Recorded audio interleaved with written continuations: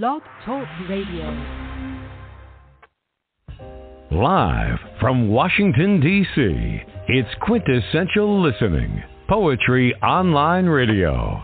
QLPOR, as it's widely known, features a bevy of poets, spoken word artists, and live poetry readings with best-selling authors.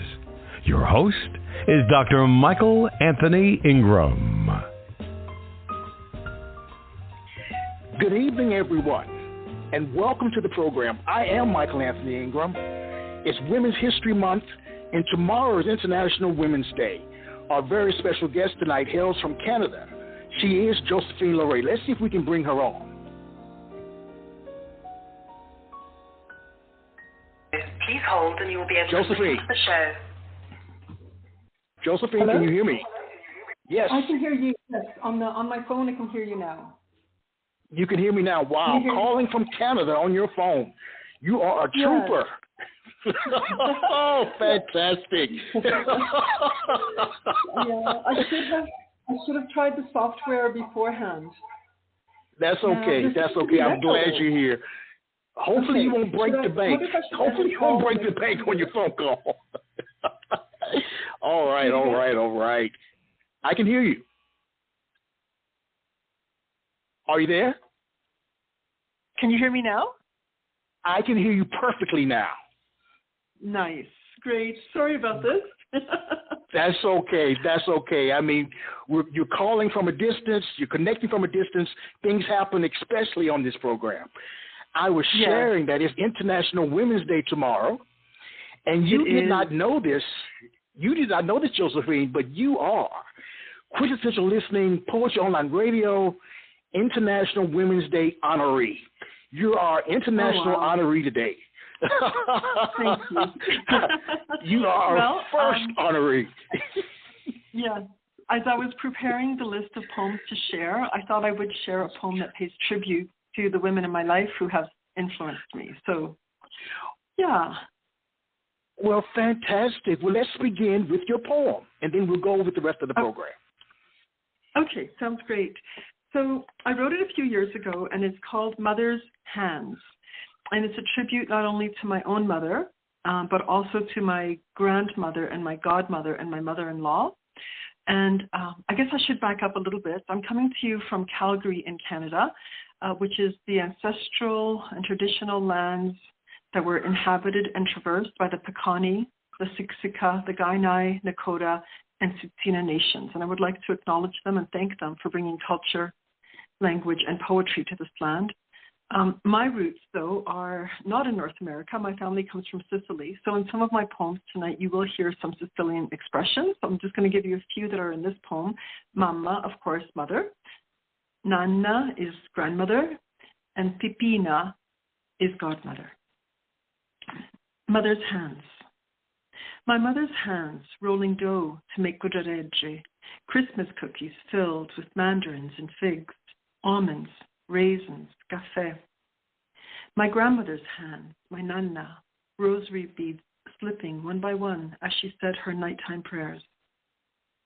My mother's hands, brown with dirt as she plants seedlings, snips stragglers so vines will grow strong.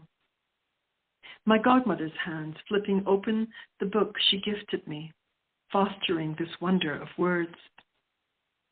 My mama's hands, never at rest, plum jam to bottle, red peppers to barbecue and skin. My nana's hands, knitting needles, clicking a code of wisdom older than language. My mama's hands, twisting wet laundry before passing it through the hand-spun wringer. My nana's hands, using a broomstick rolling pin to create paper-thin sheets of tagliatelle and lasagna. My mother-in-law's hands, stuffing a turkey with the magic of sage and butter, apple and bread cubes. My Pipina's hands, still in her lap in a turquoise apartment, as she listened to me read my first poems aloud. My daughter, telling her friends about my hands. What collection of memories, I wonder, will these hands hold for her? Wow, that was beautiful. Absolutely beautiful. Absolutely Thank you, beautiful. Michael. Let's go back for a moment. My very first question that I ask everybody: what is poetry to you? For me, poetry is the expression of my soul. So I use prose to convey information and to communicate physical things. But when I'm in the realm of my feelings, of my intuition, of my fears and hopes and dreams of my soul, I think that's what poetry is. It's the expression of the soul.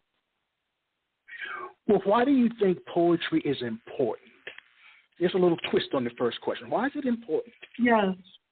I think it has been important for as long as language has been important because of its ability to convey so much depth.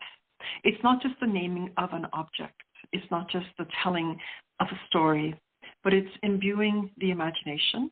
I did a project once, and I looked at the roots of poetry, and poetry was a very early form. When people wanted to tell story in the days of pre-writing, poetry, the meter, the rhythms, repetitions, the rhymes, poetry allowed them to memorize and be able to repeat. So stories such as the Iliad and the Odyssey and Dante Alighieri's The Divina Commedia, Chaucer's Canterbury Tales, those were told in the poetic form so that they could be memorized and passed on from person to person, generation to generation. But I think the fact that we can write and we can record has not made poetry any less valuable, because poetry makes us wonder. I write a poem and I put down certain words, and then the way that the hearer interprets those words, or if those words resonate within that hearer and they make a connection with it to their own personal life, I think that's the beauty of poetry. Oh, very nice. I love that. I love that. As you think about your work, your body of work, what are some of the predominant themes? Well, I wrote when I was a child, and a lot of them were nature-based poems. And then I moved away from poetry. I had 3 children in the span of 4 years. So my life was very busy at that time. As my children grew up and I found that I had more time to write, I came back, and it would be a way to process my feelings and my experiences. And then it morphed back into poetry around nature and my connection with nature. Poetry about my family, my roots, my Sicilian roots. I'm very interested in exploring the roots and how my roots inform who I am as a person and how I see the world, and what elements of my background and culture do I pass on to my children. And lately I've been writing quite a bit of poetry around dreams and the effects of dreams and the interpretations of dreams. Very nice. Now, as you think about your beginnings in poetry, was there a specific experience where you learned that poetic language had power? Where it had power? Yes, and it wasn't actually even a poem. It was a story that my grade 4 teacher asked the class to write. She wanted us to write a short story about the autumn. And I wrote from the perspective of the tree who was crying to see the leaves falling to the ground and dying. And I remember her reaction, like she couldn't believe that this would have come out of a little 8 or 9-year-old child. And I realized there that it was something that was creative and imaginative. So I would say that for sure. I've always also, the fact that I grew up in a multilingual household. So my mother tongue was Sicilian. That was the first language I heard and learned. I learned Italian. I learned French because we had relatives living in Belgium. And then I learned English. So there's always been this dance in my head of one object having multiple names and the sound being so important. So I think that has informed my poetry as well. Oh, very nice. I enjoy listening to you already. Oh, thank you. I really, really do. Grace us with a poem. Okay. Rhetorical question. I asked the universe, now? It said no. Wait. Why not now? Why does the earth turn despite the sinking of the polar caps? Why do we see only the one face of the moon? Is the other ashamed by our travesty? Why do planets revolve around the sun? Why doesn't one break free to start its own trajectory? I would. Why are there nebulae, or is that a nebulous question? Why does mankind, regardless of country and continent of origin, create tales to explain the relative position of the stars? Would I have a different zodiac if I were born in Southern Hemisphere? And why do their hands of time not run counter the way their water circles the drain? If I am who I am because of the hour and place of my birth, why aren't there more like me? Are there more like me? And why do questions seem more important in the dark? Why are we not oxygen-starved in winter when the leaves have left? Why can we not breathe in water? Why have we no wings? Is language a blessing or a curse? Why are these bodies so ill-prepared for life in the elements? No fur to keep us warm, no leather on our feet. And why are there no new mythologies?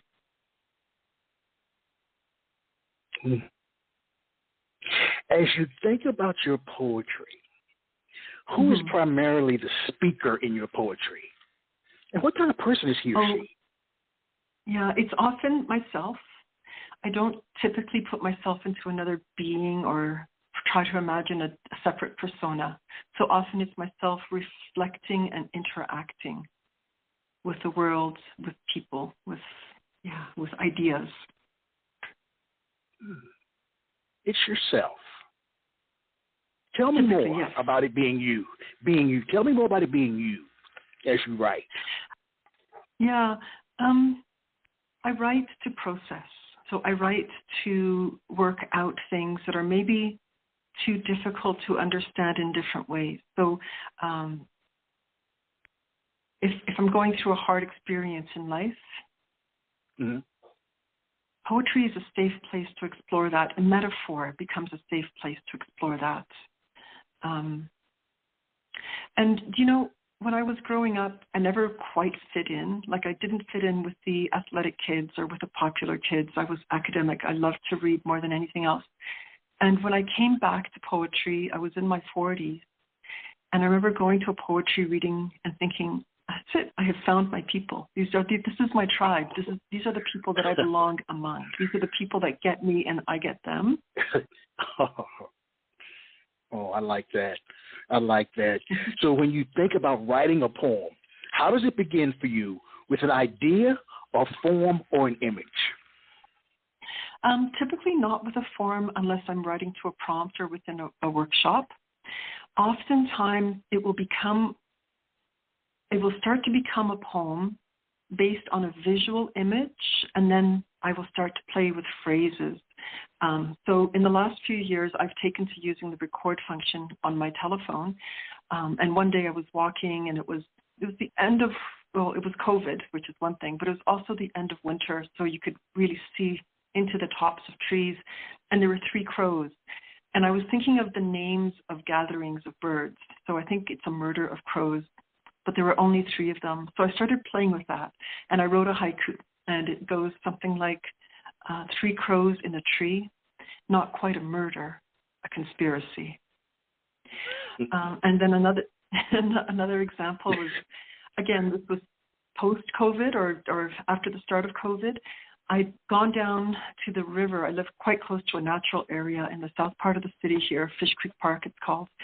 And I was walking along the river, and snippets and phrases were coming to me. So I wrote down, or into my phone, I dictated those phrases. And then when I came home, I worked and I crafted the poem. So that's usually where it starts. I feel that something needs to be said. And then I ask for inspiration for the words to come. Something needs to be said, and you ask for inspiration. That's such a powerful statement. Does it always flow like that? I mean, tell me more. Yeah. I think for me, like, people have told me, oh, you're so good or you're so talented. And I thank them, but I don't actually think poetry is something that I produce. I think poetry is a gift and I am the channel. I think it is a gift for me to be able to explore and create using language. And oftentimes if I'm reading and someone says to me, I really liked your poem, or your poem means a lot to me, I feel that there has been success. And when we used to read live, people would come up to me and ask me, can I have a copy of that, please, for my friend, for my son, or just to keep? And my answer was always yes. I heard a speaker, he's passed away now, but his name was Richard Wakamis, and he was a Canadian author. And he said that he thinks that writing is a gift, but it's only a gift if you're willing to share it. And that has stuck with me. Like, I see the truth in that. You know, all great writers have great writing influences, and it sounds like that gentleman was an influence on you. Who are some of your other influences, and what makes them great in your eyes? Okay. Well, the first one's kind of silly. When I was a child, I would go to the public library and take out the same book over and over and over again, and it was called A Rocket in My Pocket. And it was a nonsense book. And that was 50-some years ago now, and I remember ladles and jelly beans. I come before you, stand behind you to tell you something I know nothing about. And it would continue like that. And I was intrigued by the wordplay and the sound play.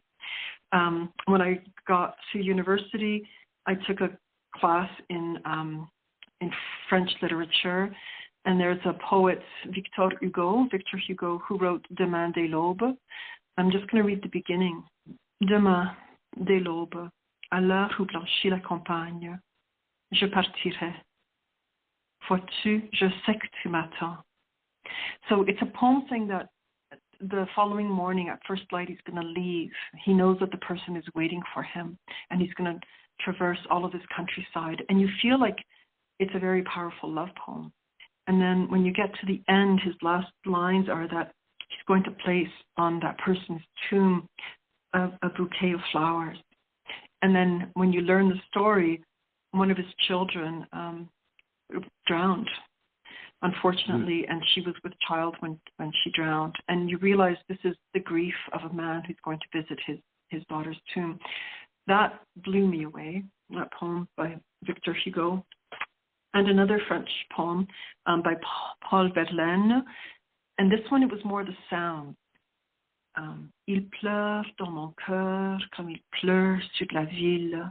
So the and the e, like the is like, for me, it's a very languorous sound, and the e is very strident, which speaks of grief and pain. So it's not just what the word signifies, what it denotes, but it's also the sounds that it makes. Another poet that I studied in university that I adored was Robert Frost. And I'll read just some snippets from two of his poems. Two roads diverged in a yellow wood, and sorry I could not travel both and be one traveler long I stood. And then the end of another poem of his, Stopping by the Woods. The woods are lovely, dark and deep, but I have promises to keep, and miles to go before I sleep, and miles to go before I sleep. So again, the ability, the capacity of words to conjure, to evoke, to enchant. That's always fascinated me. And, you know, some people, when they talk to me about my poetry, they talk about my passion. Like, you have a real passion for poetry, and I have to agree. I do feel a passion for poetry. All right. How important is emotion in your work? And it sounds like it's important. Tell me more about that, emotion. It is, because as I was saying, I use poetry as a means of processing my feelings and expressing my feelings. And a comment has been made, very kind comments, because it's nothing that I have purposefully set out to accomplish, but some people say to me that my poems are deeply personal, but they're also universal. There's a universal truth in my poems, and I think that's where the emotion is. And, you know, when I was growing up, I was very shy, which is funny because I'm a school teacher now, so I stand in front of a group of kids and talk to them all day quite confidently. Yes. But I'm not shy about speaking my truth and exploring my emotions, even the hard emotions, through poetry. So I think, in a way, it's a balm, BALM, because it allows healing. Yeah. Do you think that someone can be called a poet if they don't feel strong emotions? There's a lot of poetry that I haven't yet explored. There's a lot of poets who are more interested in form, so it's more like a visual poem. Like it looks like the typewriter or keyboard with the letters. So I don't know how much they explore emotion in those poems.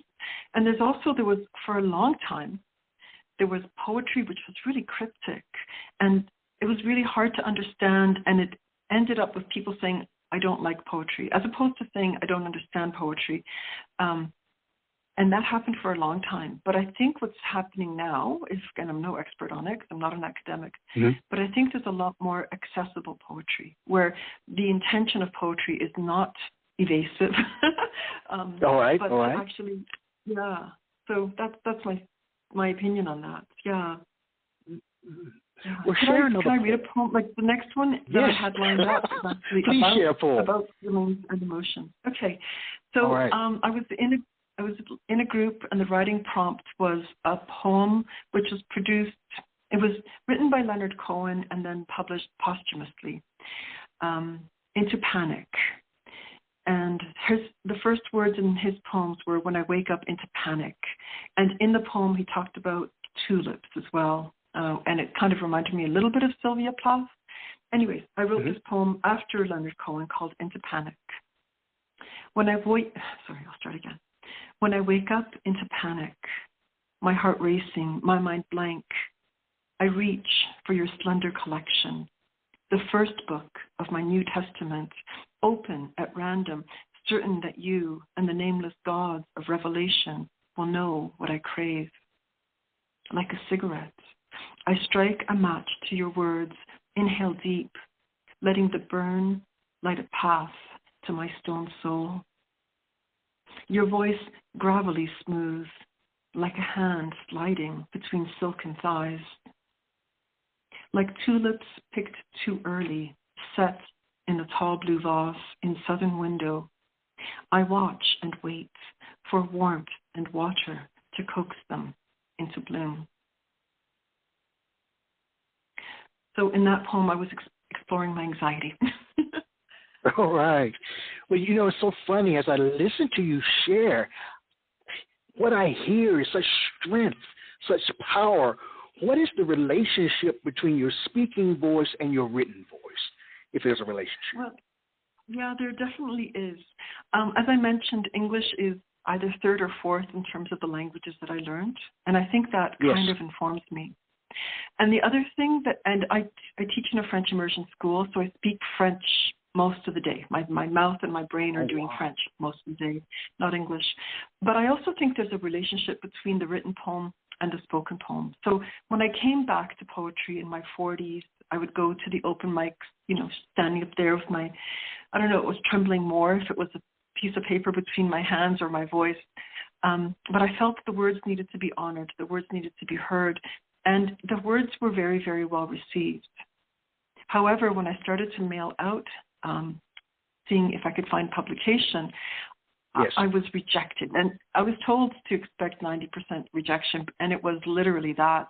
And then I remember conversations where I thought, well, perhaps I'm more a poet for the stage as opposed to a poet for the page, but I'm not a spoken word poet. So there's all of that interplay. But I have to say, lately, I seem to have figured out that publishing is finding the right home for your poem. So it doesn't matter how good your poem is, it has to be the right place. And I'm more careful now about where it's sent. There was something else I was going to say. Poetry, spoken. Yeah, I find my voice changes when I read. When I read, the last thing before I speak is the inhalation, and I try to inhabit the place that the poem is going to be read in. And I've sometimes, especially in the Zooms, I find that as well, that the person, the poet, is going to introduce the poem. I'm going to read you a poem about blah, blah, blah, and then they start to read. So I don't know if mine is as big a distinction, but there definitely is a voice in which I read my poetry. We could be twins, because I believe exactly what you said about, in my mind, Poetry is a lived experience. If you wrote it, share it in a way that is strong, that you believe in the poem.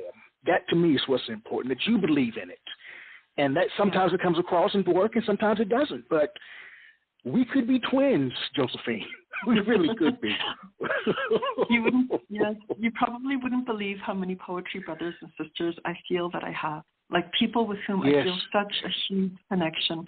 And age doesn't matter and gender doesn't matter and none of it matters. It's just for me, there is definitely a sisterhood and brotherhood of poets who have a kindred soul. Yes, yes. You know, when I think about poetry and when others, please continue. I'm sorry, I'm on a roll, but please continue. No, that's okay. I'm enjoying this. Go ahead. Yes.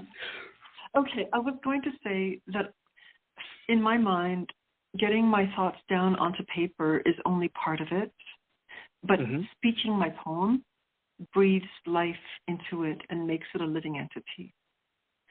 So as much as I'm always pleased and honored when something gets published, the greatest joy for me is to be able to share my poetry with somebody. Wow. We really could be twins. Some poets claim that a poem is like a living creature. Once it's out there, there's not much you can do to correct or improve it, while others edit meticulously, not leaving much from the original draft form. What is your take on it? I write the poem, and then I make a point of reading it aloud into my phone. And I find that as I'm reading it aloud, as opposed to leaving the work to my eyes and to my fingers, I change it. And I also find that the evening before a reading, I will sometimes change the words. In fact, that poem that I read about Mother's Hands, I shared that poem yesterday twice, actually. I was in Philadelphia at the Moon Arts Center, and I shared that poem there. And I also was in Cultivating Voices online, and I shared the poem there. And it was a slightly different version every time. When it was published in 2019 or 20, I didn't have a stanza about my mother-in-law. I just had my mom, my grandmother, and my godmother. But my mother-in-law belongs in that poem, so I added her. And another example is I'd created a poem. I was so pleased with it. I sent it off. It was accepted for publication. It was being published in England. And then I changed the ending, and I sent them an email saying, oh, would you consider this ending? And they're like, nope, we're happy with the way it is. But when I read it, I read the most current edition. I think my poems are going to keep evolving in that way. A poem hardly ever becomes unrecognizable, though, from its initial. I have had poems that I felt that I couldn't finish, but I had good advice from a friend. He said, keep the pieces, and they might turn into something else one day. So I try to do that. Oh, wow. I am just in awe. You should see the smile on my face as I listen to you talk. I can hear it through your voice. Really, really should. I'm glad. I'm glad. Please share another poem. All right. This is a fairly new one, and as I said, I've been exploring the landscape of dreams. Another lullaby for insomniacs. You've been humming in my dreams again, that song we danced under Cassiopeia, your hand in the curve of my constellation, when I still believed our souls to be seeking through time. In my land, Jack frost blossoms windows, whereas in your upside-down land, it's warm every day in December. Do Canada geese paint their winged way across the canvas of your dreams?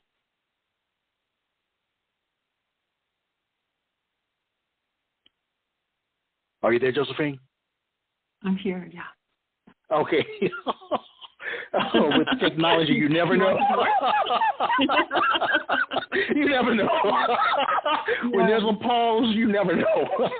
Well, let's imagine for a moment. Let's imagine for a moment that a poem is like a cake. All right? Yeah. What do you view as being some of the most prevalent ingredients that go into the concoction or the cake we call a poem? Okay. The impetus, so whatever caused that poem to happen, be it an emotion or an image, I think that impetus is really important. I tend to favor language as well. I want the sounds to be right. I don't typically rhyme on purpose, but I will integrate internal rhyme, alliteration. Assonance is the repetition of certain sounds. So as I mentioned in the French poem, the oohs can be like a sadness. So the eyes, the sharp eyes, the e's can be grief. The s's can be smooth. The w, the w's can be evocative. So the sounds for me are really important. Metaphor and imagery. And in fact, a metaphor sometimes saves me because I'm trying to write about something that is so difficult that unless I were to cloak it in metaphor, I couldn't approach it. Yes. Yeah, I think those would be my top three, plus whipped cream. I mean, yeah. All right. As you think about metaphor and poetry, has a poem ever frightened or humbled you? Yeah. One of your own? Yeah.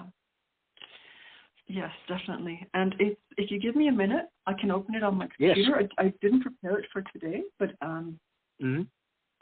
And it's, I'll tell you, I'm not very good at multitasking, so let me find it first. Well, what we can do is take a little musical break, and we'll be right back and give you an opportunity to find the poem. All right. Sounds great. Okay, thank you. Yes.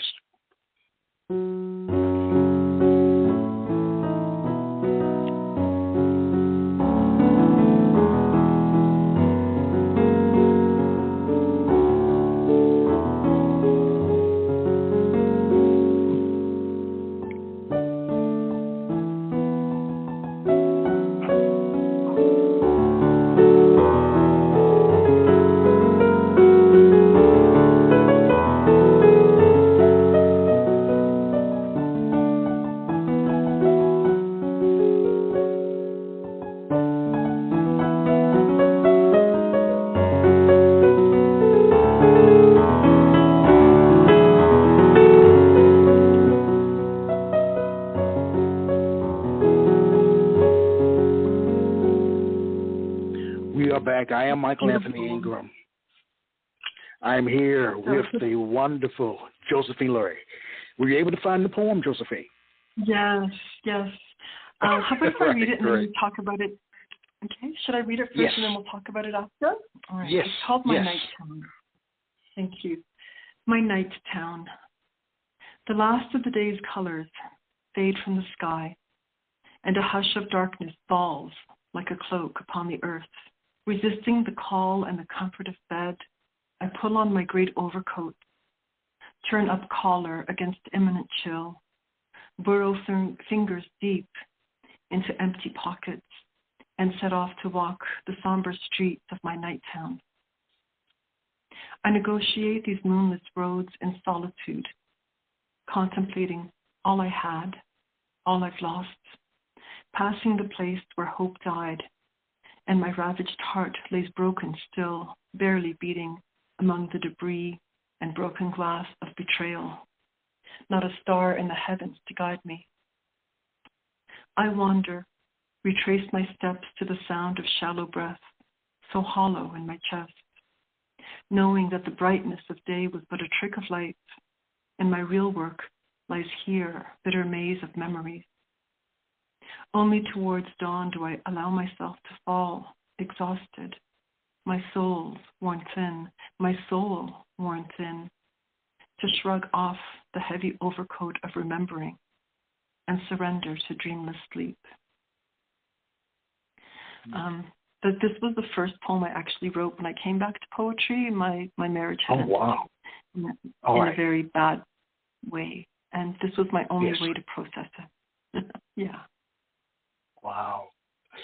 Talk about some of those in my mind, well-chosen words, some of those phrases that you used. Tell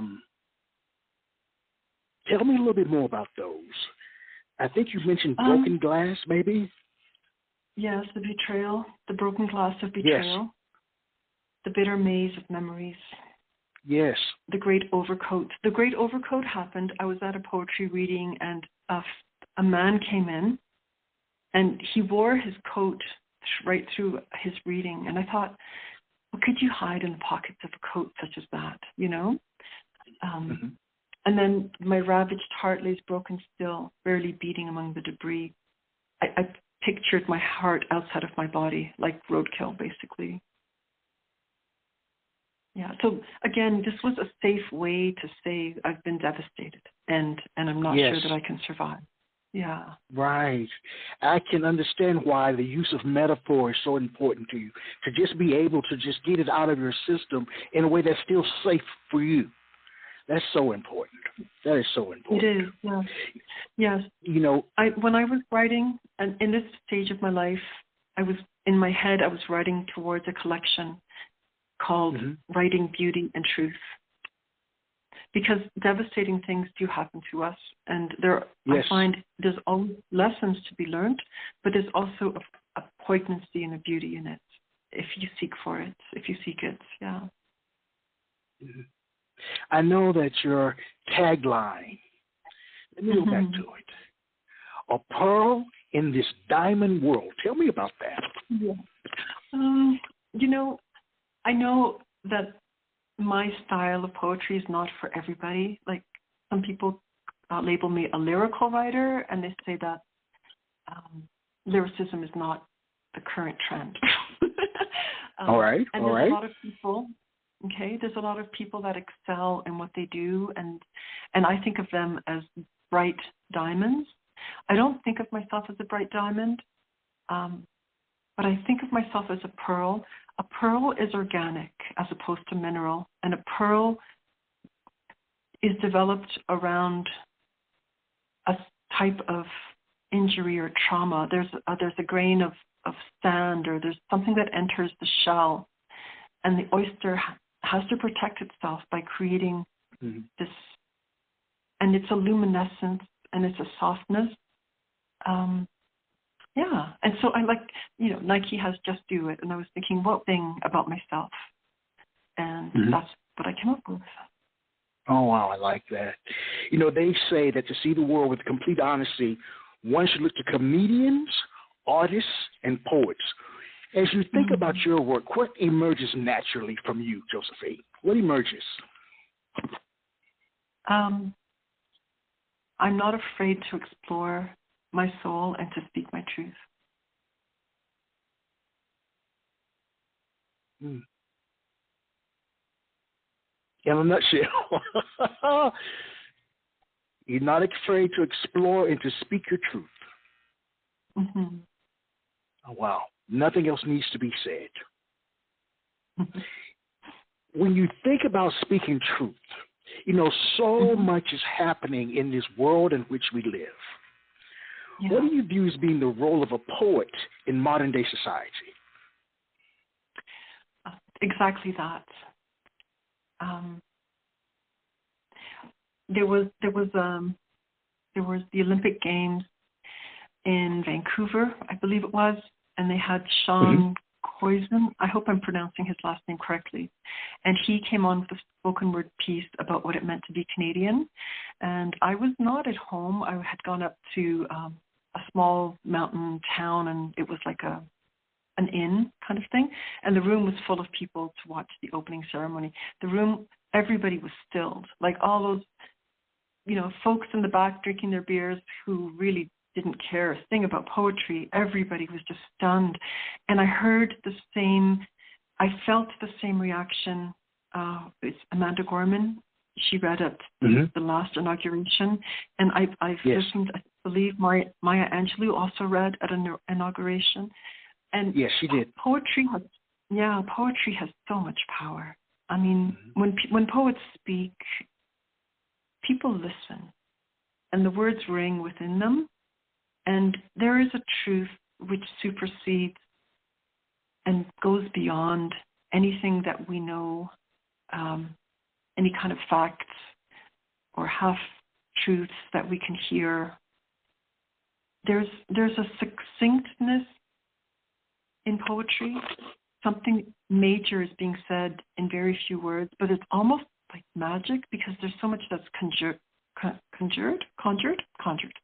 so much that's conjured out of syllables and sounds. Can I share my next one? Yes, please. Okay. This one is called The Smell of Sawdust. The smell of sawdust on his clothes and in his hair and in his pores, the roughness of his hands, the breadth of his sun-tanned back, the darkness of his eyes under lashes thick, she pale and fair, hazel eyes, auburn hair. He profound, his proclamations meant to be absolutes. She shrill and reigning over us nonetheless. The bathroom he built in the basement of our 3-story house where so many rooms were just for company, just for show. He, my father, a deep pool, she, a rushing torrent, a thunderstorm, and she hurled words that hurt the air around our ears. So many things unsaid, stories we never learned until we were grown. Her mother dying young, leaving 5 children behind. Her father dead or gone away, rumors hushed. Her brother taking her in to work in his house. She, boiling water carried in from village fountain to wash the diapers of his infant child. The letters that my father sent, taken away, hidden by her brother's wife behind the mirror of the dresser. How she became betrothed to another, believing my father had forgotten her. How my father's father and my father's brother went to the house to ask why she wasn't writing back. Those were different times. When I asked why their love was never officially declared before my father left to mine the coal heart of Belgium, I was told they were too young. He had no diamond for her finger, no gold. And their promise was to keep them until he could claim her as his bride.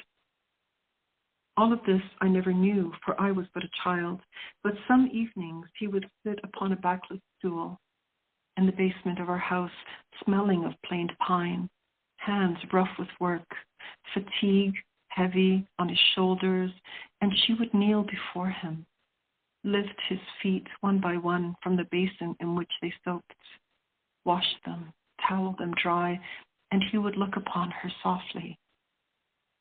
And I could feel, but still not comprehend, the ties that went beyond their words. That's a poem about my parents. Oh, wow. What moves you to write a poem, Josephine? What moves you? What's the core impulse for you? Something needs to be said. Okay. It's funny because my children are grown up and moved away, and when they come visit me, yes. I show them where I've been published. So there's a piece of my bookshelf that is the anthologies and literary reviews. And one of my kids, probably Connor, my second, said to me, Mom, when you die, and I stopped right away. But he said, when you die, your words are going to survive you. And I thought, wow, he's right. Like, this will be my legacy. This is what I will leave. And I'm creeping up in years. I'm hitting the big 60 this year. And I'm thinking, this is my legacy. This is my life's work. This is what's been important to me. What has surprised you most about your writing, your poetry? What have you learned about yourself as a consequence of writing poetry?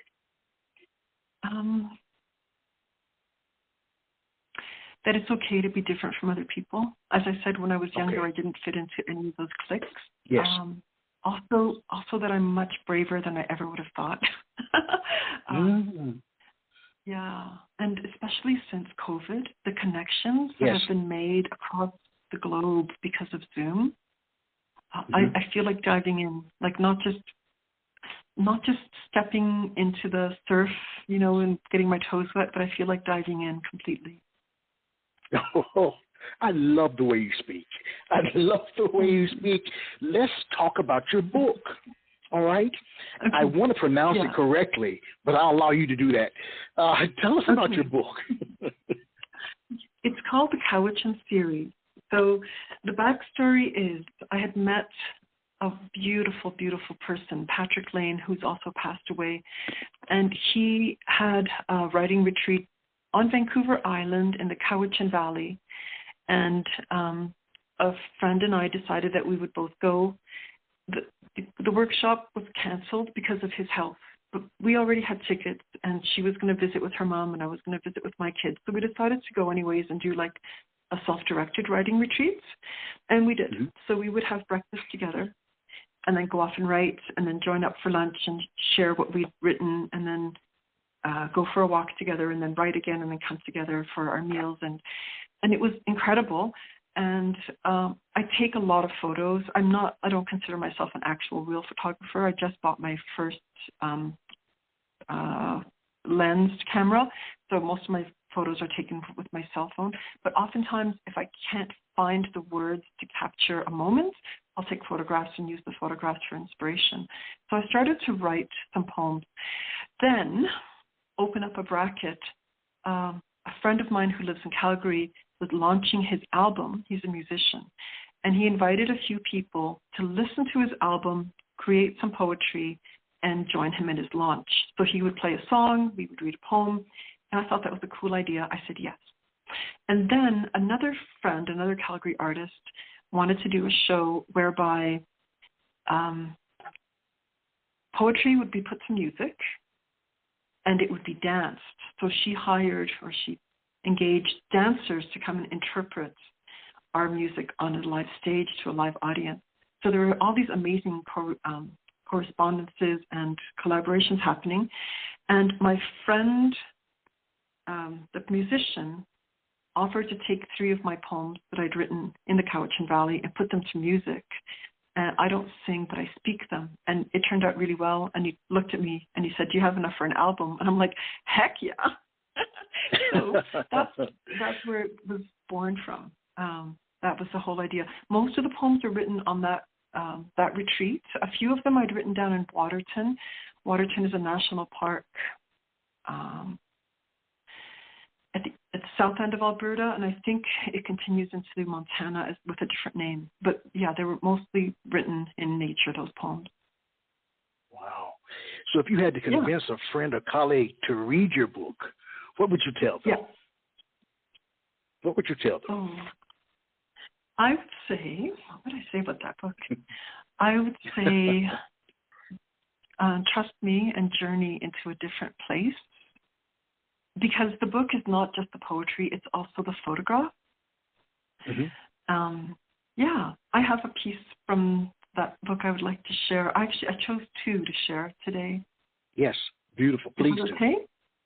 Okay, yes, so thank you. I don't usually give much preamble. I feel sometimes the poem needs to stand on its own without the backstory. But the backstory for this was the resort was, had manicured lawns. And then at the edge of it was the forest. And one day I'd gone out walking and there was a shaft of sunlight and the forest was, I don't know if it was original old growth forest, but it had been growing for a long, long time. And I felt drawn and I thought, but what if I go into that glade and don't want to come back out? Because it just looked so peaceful in there. And I wrote this poem called Missing Woman. I could step off this path into the woods, use strands of silver from my hair as passage into fairy world. Inhale the richness of the earth, learn the call of birds, wash my feet in morning dew. And as light deepens towards the mystery, lay my body down in bowers of sweet moss. Wow. Wow. Please share the next. Yes. Let me find it. Sorry. That's okay. Yeah. Should we take another short break? No, I've got it right here. Okay. And perfect. this one ended up in the Cowichan series, but I wrote this down in Waterton. And just a little bit of a preamble, a friend of mine said that she and some friends were going to go hiking down in Waterton. Did I want to go? And my answer was yes. I don't hike with them. their speed and the way that they can navigate altitude way better than me. I run out of breath when I climb. So I thought I would just go and write. So there's a beautiful lake down in Waterton area. So this one's called Secret. What secrets have you to share with me? Waves licking rocky shore, mid-morning light dazzling, wind lifting hair. What stories have you to tell me in this language heard only by the soul? My breath matching the rhythm of these wavelets breaking at my feet. Clouds stretch out like time, like cotton batting, thinning, then dispersing, hiding, then revealing the old bones of this land. What song have you to sing to me? Lyrics lapping, wind caressing, sunlight softly stroking my cheek, like a lover, like a child. Done. Wow. Do you think you were meant to be a poet, Josephine? I do. And the funny thing is, when I came back to writing, as I said, it was in my 40s, and I remember my excitement. The first thing that was published by Haiku Canada. They published 3 or 4 of my haiku, and I was all excited, and I was telling my mom, and I was telling my older sister. My older sister, she's older than me by 5 years, and they remembered something that I had forgotten. They said to me that when I was growing up, all I wanted to do was be a writer. I didn't remember that. I remember my high school dream was to become a photojournalist and to travel and live among people and write their stories. And then I kind of went sideways into teaching, where my other dream was to be a university professor and teach literature. But yes. I did my math, and I figured by the time I got to that stage of my life, if I wanted kids, then I wouldn't be able to work because I want to stay home with my kids. So I became a teacher. I'm really happy as a teacher. But the fact that my mom and my older sister both remembered that this was my childhood dream, is to become a writer. Yeah. Mm-hmm. You know, we're celebrating Women's History Month as well as tomorrow's International Women's Day. What does it mean to be a woman and a poet? I feel that women have always written poetry, and I don't know if they've always been as universally accepted as writers as men have been, but I think woman as creator, nourisher, in touch with feelings, and so much of that just is aligned with poetry. So I feel that a lot of times the truth that I express is a truth which is grounded, like it's a capital T truth. It's a universal truth that I'm feeling. I also, as I mentioned, I'm writing a lot of poetry exploring my role as within my culture, my Sicilian culture, and also what it means within the context of the family that I belong to. And I see myself as a daughter and a granddaughter and a mother, and all of these interconnections are really, really important to me. Wow, we're almost at the end of our journey, and there's so much more I'd like to ask you. But before we go, please share one more piece, please. One more piece. Okay. This one is called Forget Me Not.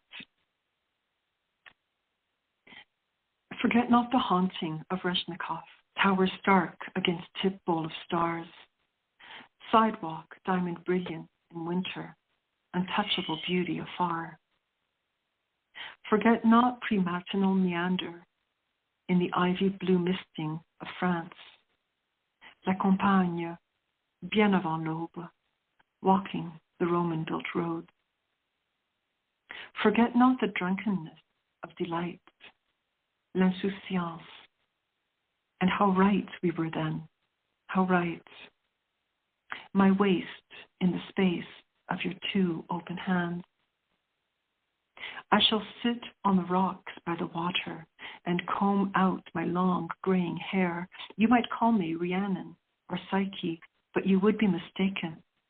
For I am none of those. I am all. With my silent song shall I summon sailors, soldiers to my door. Watch them collide, unencumbered, on the sharp precipice of my shore. I shall pick up shells, one by one, listen for lost echo of love.